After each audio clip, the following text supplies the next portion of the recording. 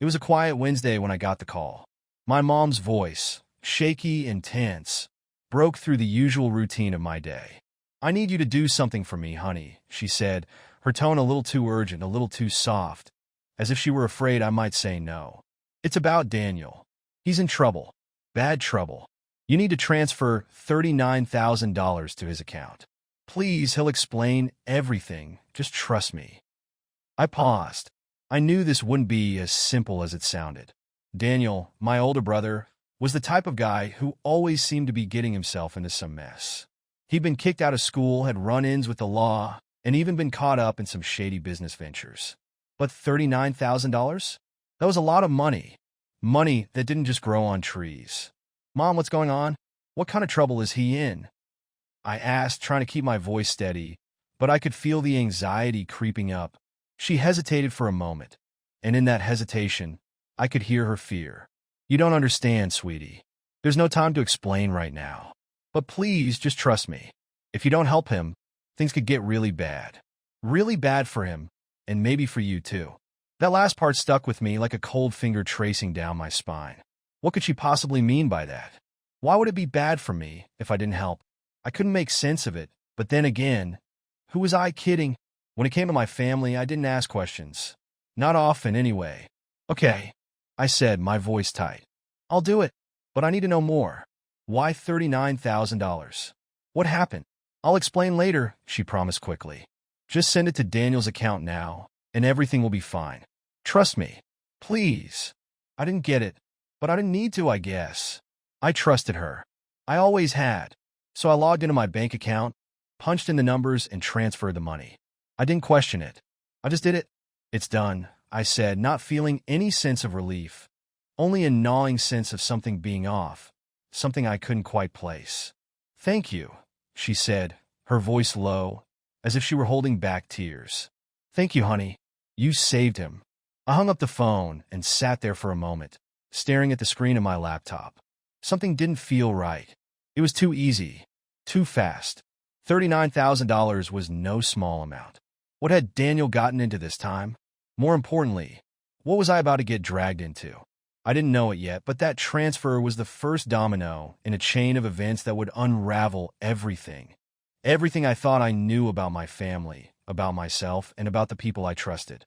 The next few days were a blur, like my mind had just shut down, and everything happened too fast for me to keep up. I spent most of the week trying to push that feeling of unease to the back of my mind, but it lingered. Every time I picked up my phone, I half expected to see a call or a text from my brother, Daniel, explaining what the hell was going on. But nothing. Just silence. And then, on Saturday afternoon, the message came. It wasn't from Daniel, though. It was from my cousin Tanya. She sent a simple text that read, "Asterisk, you need to call me. Now!" Asterisk, my gut twisted. I wasn't sure what I was expecting, but it definitely wasn't this. Tanya wasn't one to get involved in family drama, and she sure as hell didn't ask me for favors. She was the kind of person who kept her distance, always in her own world, but now she was reaching out to me. And that could only mean one thing: something was wrong. I called her back immediately. "What's going on?" I asked, trying to keep the panic out of my voice. "Where's Daniel?" "He's in trouble. Big trouble," she said, her voice sharp, almost accusatory. "And you've been played." "What? What do you mean?" I asked, my pulse starting to race. "You transferred that money, didn't you?" she demanded. "You didn't even question it, did you?" I felt my face flush. I trusted Mom. She said it was urgent. "Daniel's in danger, Tanya." What was I supposed to do?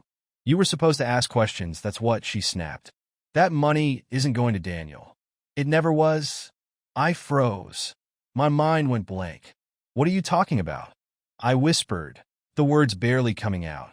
"I saw the transfer," she said, her voice trembling now. "The account the money went into, it's not Daniel's. It's someone else's. Someone who's been running a game on your family for years." The world seemed to tilt. "What? No, that can't be right. I sent it to his account," I said, almost trying to convince myself as much as her. "It was the right account. I checked." "Your brother hasn't even had an active account for months," Tanya said, cutting through my denial. "I can't believe you didn't see it. But the worst part? I know who's behind it." My stomach sank. "Who?" Your dad, she said quietly. He's involved in this somehow. You need to call him. Now. The words hit me like a slap to the face. I couldn't process them. I tried to speak, but nothing came out. My father? What the hell was she talking about? There had to be some mistake. Tanya, you're wrong. My dad wouldn't do that. You don't know what you're talking about, I said, my voice shaking with disbelief. I don't want to believe it either, but I've seen the evidence. Call him, or we're all screwed. I didn't know what to do. I didn't know who to believe anymore. The whole thing felt like a nightmare. How could my mom, of all people, be involved in something like this? Why would she lie to me? And how the hell could my dad be behind it? I didn't want to believe it. Not for a second. But the more I thought about it, the more it made sense. Dad had always been the one to keep the family together, or so I thought. He'd always had a way of making things seem like they were okay when they weren't. Maybe that was why we never questioned anything he said. But now, all I could feel was a knot of dread in my stomach. Tanya's words rang in my ears. Asterisk, you need to call him. Now. Asterisk, I couldn't bring myself to call my dad. Not yet. It felt like a betrayal, like something in the foundation of our family would crack if I asked him about this. But I knew I had to. I didn't have a choice. The longer I waited, the deeper I would get dragged into whatever mess was unfolding. So I picked up the phone, took a deep breath, and dialed his number. When he answered, his voice sounded normal, like nothing had changed. Hey kid, how's everything going? Dad, I need to talk to you about something, I said, my voice cold and steady, despite the chaos inside. It's about the money I transferred to Daniel's account. What's going on with that? There was a long pause on the other end of the line. I could hear him exhale slowly, like he was weighing his words. What do you mean, son? He asked, and his voice was suddenly thick with something I couldn't place. I transferred $39,000 into Daniel's account last week. That's what Mom asked me to do. Is everything okay? I pressed, trying to keep the tension out of my voice, but it was no use. There's no account, son. Daniel's account was closed months ago. You sent it to the wrong place. His voice was tight now, and I could tell he was lying. What do you mean the wrong place? What's going on, Dad? I demanded. Just tell me. I don't know what you're talking about, he said, and the tone of his voice made it clear that this conversation was over. But I wasn't done. I know you're lying, I said, my voice low and hard. Tanya told me everything. You've been running some kind of scheme, haven't you? I could hear the sharp intake of breath on the other side of the line. Listen, you don't know what you're talking about, he said quickly, but the crack in his voice betrayed him. Just leave it alone. It's not your problem. It is my problem, Dad. It's my money, and it's my family. You need to tell me what's going on. I can't do that, he said. You wouldn't understand. And then he hung up. I stood there, staring at the phone in my hand, my heart hammering in my chest. Everything felt like it was falling apart, piece by piece. My family, my entire world was starting to crumble, and I had no idea how to stop it. All I knew was that I had to dig deeper, even if it meant uncovering things I wasn't ready to know. I couldn't sit still after that conversation with my dad. His words kept ringing in my ears, but something about them didn't add up. The more I thought about it, the more I realized how little sense he made. He was lying, I knew that much, but what was he hiding? And why the hell would he lie about something as simple as a bank transfer? I couldn't shake the feeling that the walls were closing in around me. My family, the people I trusted most, were keeping secrets from me. Tanya's warning about my dad being involved in something big kept replaying in my mind. I needed answers, but I didn't know where to start. That night, I sat down at my computer, staring at the bank transfer confirmation email I'd gotten after sending the money to Daniel's so-called account. I scrolled through the details, trying to find something that would explain what the hell was going on. It was all there in black and white, the account number, the amount, the date. But nothing about the account raised any red flags. I couldn't figure out how Tanya knew that the money had gone to the wrong account. I looked up the account number in the email again, then searched online for any links to it. Nothing. The number was too generic, too bland. It wasn't connected to anything that could give me a lead. It felt like a dead end. Frustrated, I grabbed my phone and tried calling Tanya again. It rang once, twice before she picked up. What now? She asked, her voice flat, almost resigned. I've been looking into the transfer. The account number seems clean. There's no trace of anything shady attached to it. Are you sure about what you saw? I asked, trying to keep my tone neutral. I didn't want to accuse her of anything, but this whole situation was getting out of hand. I'm sure, she said firmly. I saw the details myself. Your dad knows exactly what's going on, and so does your mom. They've been hiding it from you. I didn't want to believe it, but now I'm sure. Your family's been playing you. All of you. There's more to this than just the money. I felt a sick knot form in my stomach. What else is there? What are you not telling me? I asked, my voice quiet. Tanya hesitated before speaking again, the words coming out slower this time, like she was afraid to say too much. I didn't want to tell you this, but your dad didn't just want the money for himself. He's been funneling money through different accounts for a while now. And that account? It's not just any account. It belongs to someone in your family, someone who's been helping him. I sat up straight. Who? Who's been helping him? Tanya took a deep breath. I don't know for sure, but I've been digging, and I have a pretty good guess. She paused, and I could tell she was weighing whether or not to continue. I think your uncle, Alex, is in on this too. My mind went blank. Uncle Alex? The same uncle who had always been the charming, carefree one at family gatherings? The one who had never been involved in anything more serious than a few small business ventures? I couldn't wrap my head around it. Are you sure? I asked, my voice shaking with disbelief. Yes, she replied. I've been looking into him, and there's a lot more than meets the eye. It's not just about the money. It's about something bigger, something they've been building for years. I didn't know what to say. Tanya's words hit me like a ton of bricks. I felt betrayed, confused, and completely overwhelmed. My family was hiding something from me, something they'd been hiding for a long time. I had no idea how deep this went, but I knew one thing for sure. I had to find out.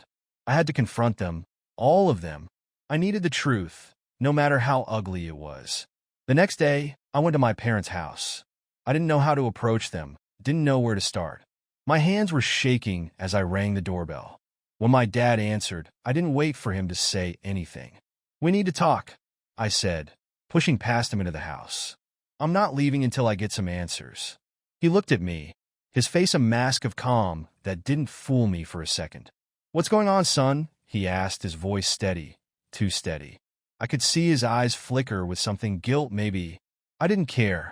Cut the crap, I said, my voice tight with frustration. I know what you've been doing. I know about the money, about the accounts. You've been lying to me, to everyone.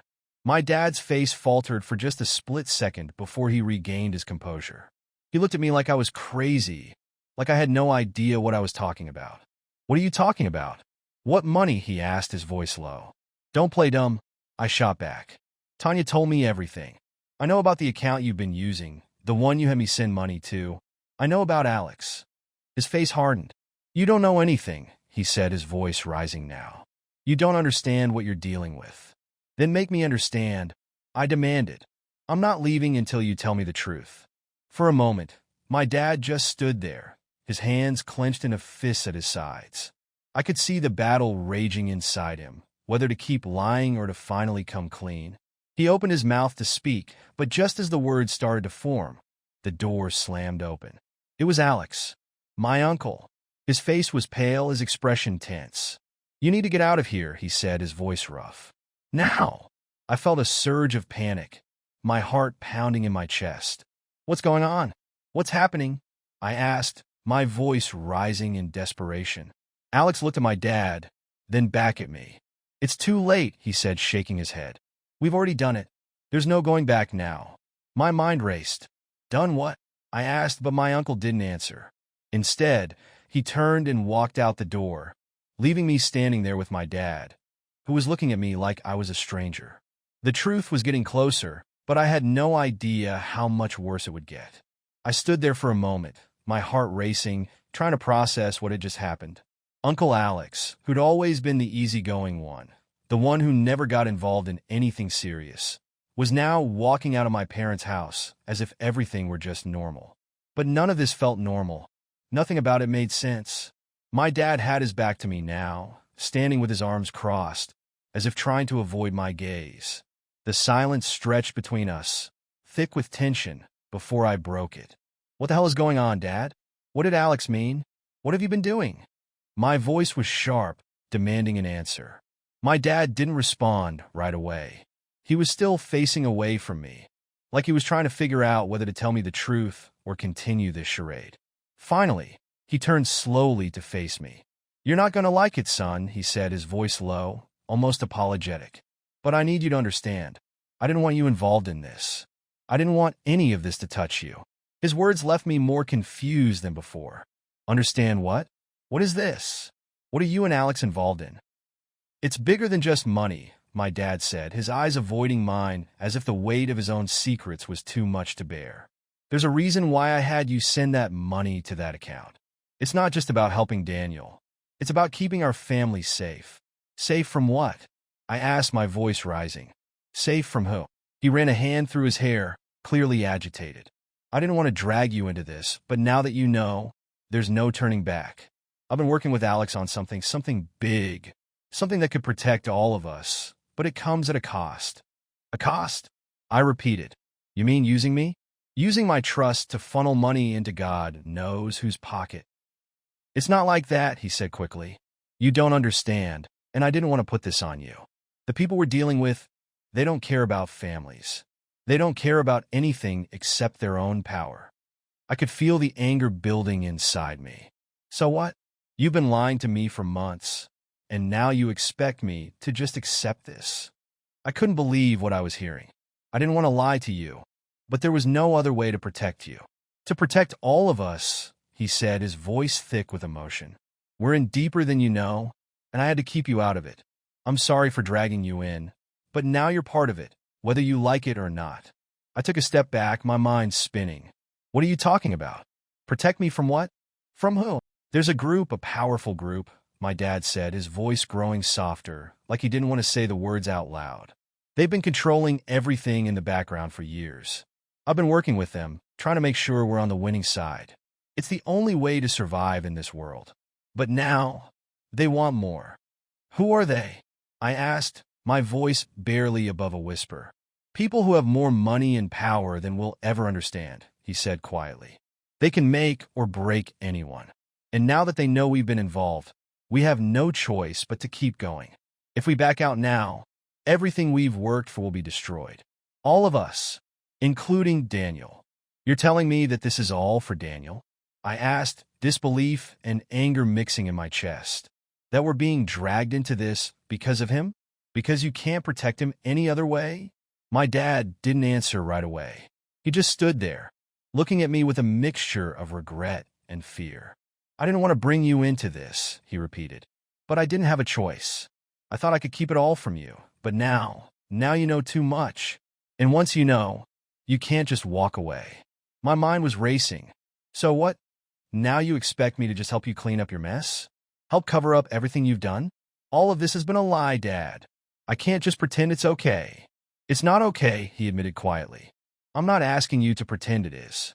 But this is the reality now. You're involved, whether you like it or not. You need to trust me on this. It's not just about us anymore. It's about survival." I stood there, feeling the weight of his words crash down on me. Survival? What did that even mean? I didn't know what to believe anymore. I didn't know who I could trust. My father, my own flesh and blood, had been lying to me for months, and now he was asking me to help him in some scheme I didn't understand. I was caught in something so far beyond me, I couldn't even see the edge of it. "What happens now?" I asked, my voice barely above a whisper. "Now we finish this," he said, his voice suddenly cold. "We finish what we started. You're going to help us, whether you like it or not. The money you transferred, it was part of a bigger plan. The people we're dealing with are watching every move we make. If we don't follow through, there will be consequences." "What kind of consequences?" I asked, the fear starting to creep into my voice. "You don't want to find out," he replied. "I've done things, bad things, to keep us safe. But if we back out now, it won't just be our lives at risk. It'll be everyone's. And I'm not letting that happen." I felt a pit form in my stomach. This wasn't about money. This wasn't about Daniel. This was about something bigger, something I wasn't ready to face. But it was already too late. "So, what do I do?" I asked, resigned. My dad looked at me, his expression dark, and for the first time, I saw the weight of everything he had been carrying.